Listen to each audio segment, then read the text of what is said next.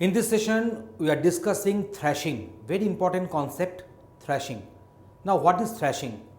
You see, let us suppose there is a particular program which is having 10 pages.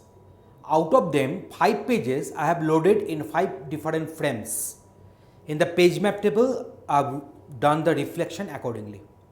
So now, as a result of that, it is having a certain number of page faults. But if I go on increasing the number of programs getting executed inside that particular system, then what will happen? We are not installing new memory, but we are increasing the degree of multiprogramming. What is the meaning of degree of multiprogramming? That means the number of programs executing in the process simultaneously. So if we increase the degree of multiprogramming, then what will happen? Then each and every process will have lesser number of frames for their execution. So in my previous example, I had 5 frames. So if I increase the degree of multiprogramming, that program will be allocated to 4 frames.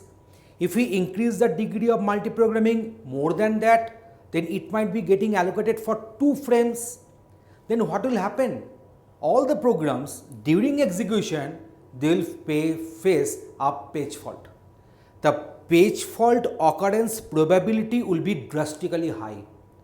So what will happen? The system will be busy not for execution of the program but for paging. This situation is known as thrashing. Now, why should I increase the degree of multiprogramming?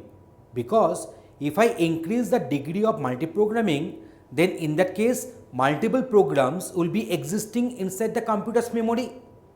So the probability of finding a particular program requiring CPU will be enhanced.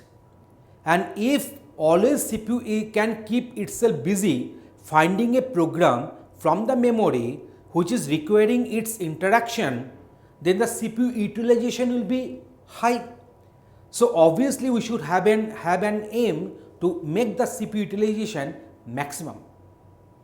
But in this process, if I go on decreasing the number of frames allocated to each and every process, and if the processes are not getting minimum or optimum number of frames for their execution, then during that execution they will cause page fault.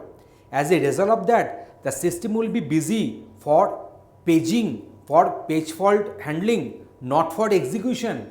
Then again the CPU utilization will be drastically dropped down.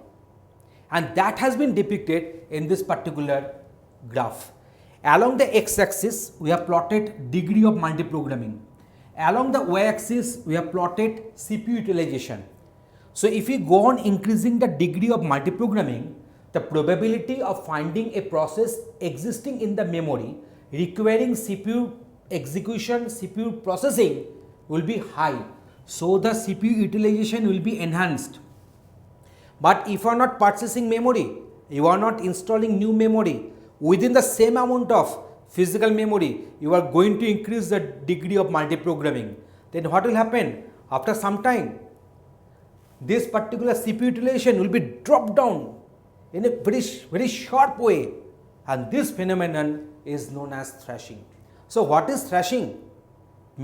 Thrashing means high page fault rate and drastically reduction of the CPU utilization.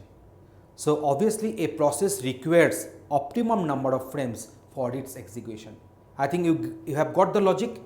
There is a very famous curve here. While drawing exam copy, please check that this curve nature is like this one. Don't put your innovation here. So its curve nature will be like this one. Along the x-axis, degree of multiprogramming. Along the y-axis, CPU utilization. So this process, this particular phenomenon is known as thrashing. I think you have got my point. Thanks for watching this video.